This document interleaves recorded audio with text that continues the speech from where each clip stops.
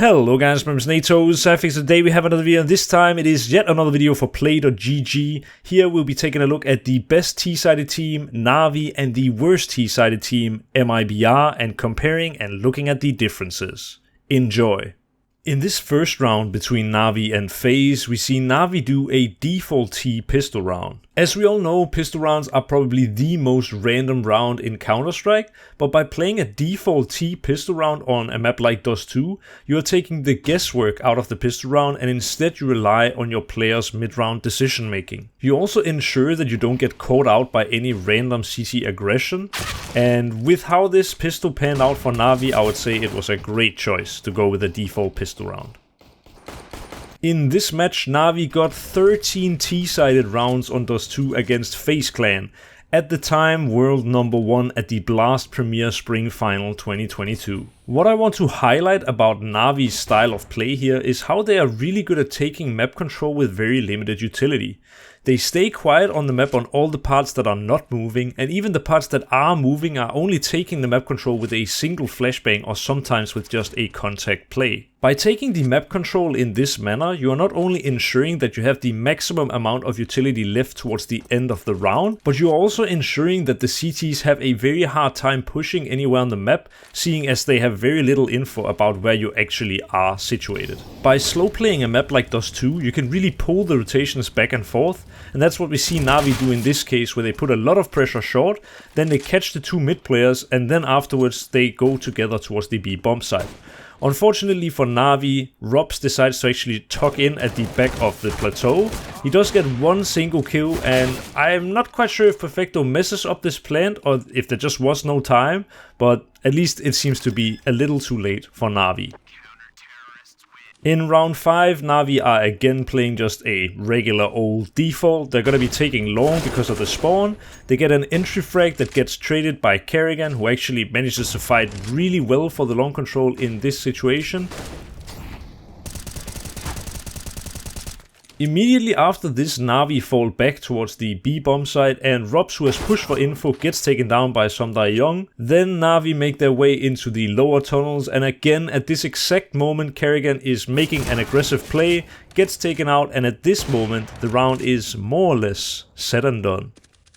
With how little info that Na'Vi have been giving away on their T side, FaZe have to change something up. Instead of holding down an angle, we see Brokey here jiggling for info to find out what's coming his way before it does. Unfortunately, he never saw this coming. Off this entry, Na'Vi are now exploring their options. They are seeing if it's possible to go B-split, and with Twists taking down Bit, they kind of get a little bit scared of doing so. But with Electronic trading out this frag, Na'Vi are now knowing that the B player is completely alone. And with Electronic getting into the corner here, getting Kerrigan down as well, Na'Vi are surely gonna win this round. Right?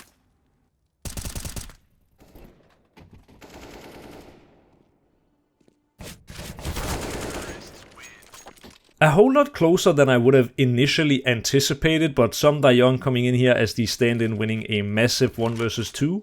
Now we're going to see Na'Vi in a 3 vs 4, a round where they're actually on the back foot from kind of the beginning. Notice the detail how Electronic only peaks when Na'Vi throw the Molotov. It's not even a nade that affects Robs directly, but he expects that Na'Vi are coming from short, and because of this he moves just one step, which is enough for Electronic to strike. An extremely simplified way of explaining how calling works in Counter-Strike is that there are kind of 3 ways to do it. There are reaction-based calls, calls based off of reads, and just defaults. In this case, Na'Vi are going to make a call based on a read. They're going to fake that they take long. They're only going to leave one guy there, and in this round where FaZe now are fighting so heavy mid to stop the default, they're going to pop B on Robs, and he's going to have a very tough time.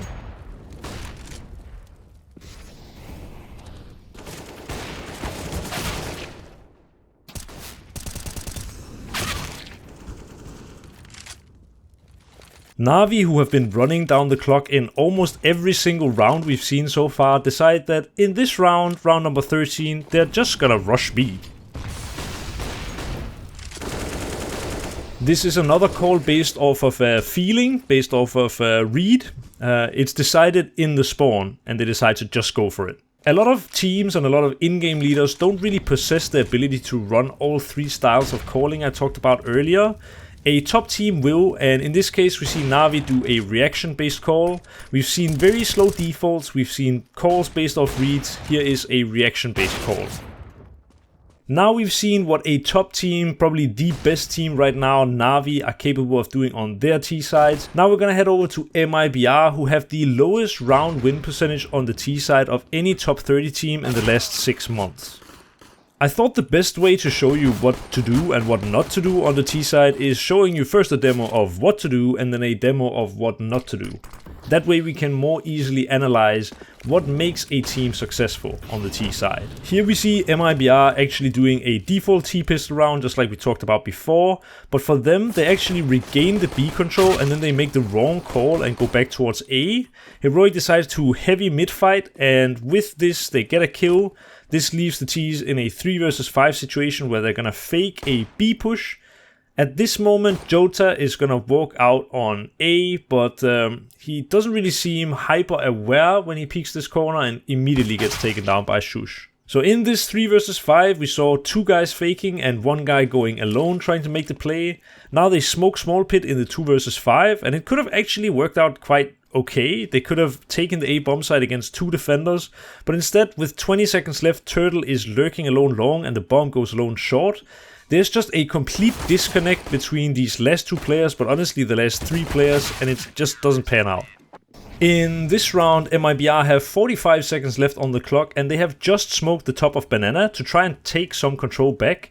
But with them smoking the top of Banana, it makes it very hard for them to actually get any real control, and they don't clear top of Banana, meaning that the CGs now have pretty much full info. At this moment they also smoke long, and with just about 15 seconds left they decide to jump through their own long smoke for whatever reason. There's a guy hiding in the long corner and yeah, they lose. That's about as much as I can say. Also, when the short player here dies, the guy in Epps is fully smoked out with 7 seconds left. It's just a bad round. Here is another T-side disconnect. In this case, MIBR actually trying to fight for the top of Banana, which is great to see. But when this Molotov comes in, Exit, who is the front man, runs back, and Turtle, who is behind him, runs forward. There's just no clear plan for what's supposed to happen here when the Molotov comes in, and it looks a little awkward. In the end, they actually decide to go B anyway, and yeah, if it wasn't for Cello getting these crazy entries, they probably wouldn't even have had a single chance in this round.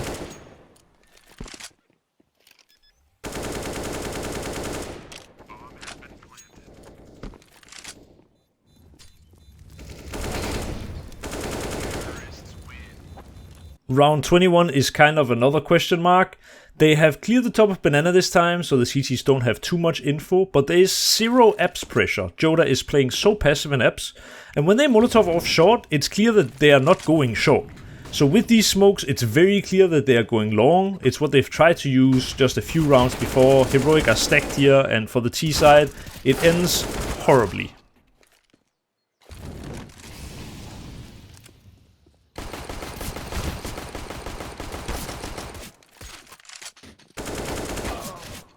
At the start of the video, I showed a bad round from a good team, at least one where Na'Vi failed to plant. So I thought this time I'll show you a good round from a, so to say, bad team, here at least on the T side. In this round, MIBR actually early take mid control. They are giving away Banana, but in this case it seems alright because Heroic are not really playing for the info. They notice that long is sort of free, and what this could kind of give you a wrong impression of is that with long being free we can easily B-split, but with the short guy fighting, and I guess with no one really contesting this area, they assume that they are heavily stacked on B. They decide to go around library, and when Heroic try to update info long, it's just such a free frag for Cello. This frag comes in, Shush hides and Epps, and MIBR just straight up win the round. Here is another very questionable round. Heroic have all the B control, as you can see on the minimap, and MIBR are not contesting this. They are also not really putting pressure Epps, so it's pretty clear that if they're not B and they're not making sound in Epps, they're probably coming mid. That's what Shush also finds out in this moment. He tries to block mid a little bit. Now MIBR are gonna actually get sort of given mid, but Heroic are gonna do something pretty smart. They're gonna smoke off short and block it. So now that short is blocked and they have not at all made any noise or played aggressive apps in any rounds, and they also are not B, there's only one place that they can go, which is long, so that's what Heroic are gonna now defend, funnily enough. When they flash out long, they don't see anything, they use the utility, Heroic counter flash out, and these duels are just extremely rough for MIBR and they don't really have any chance of winning them. These rounds in isolation don't seem all that bad, but with how many times these things happen for MIBR in just a single half, it's very worrying. They had 9 CT rounds on Inferno against Heroic, which is a great Inferno team. And look at this round where they leave Banana at like 102 or something. It takes them 30 seconds to even set up, and in this time Stavn is pushing on B. He knows everyone is towards A, and Cello somehow hears him, also takes him down. At this moment Cello should know that Stavn had all the info and that everyone from Heroic is on A. He still decides to go with the plan instead of trying to put some pressure on B or something, and Daisy overlooks the guy in headshot pit. It's just, this whole round is just a mess and very poorly done. In round 25, Daisy here finds a mid-timing. I know, by the way, the person's name is not Daisy, but the name is ridiculous and I have no idea how to pronounce it, so Daisy works for me. He takes down Thesis here on long, and instead of staying alive and playing this like the threat is greater than the action, he just rushes towards B, gets taken down, and when you switch to his teammate's point of view, they are not even through the banana smoke. It's just disconnect again. In the round straight after that, round 26, Daisy here is gonna get taken down by a mid push. It's gonna get traded out, and with this MIBR wants to make a reaction based call like we talked about earlier. But in this case, the call is made and Shush is just having all of the A info the entire round.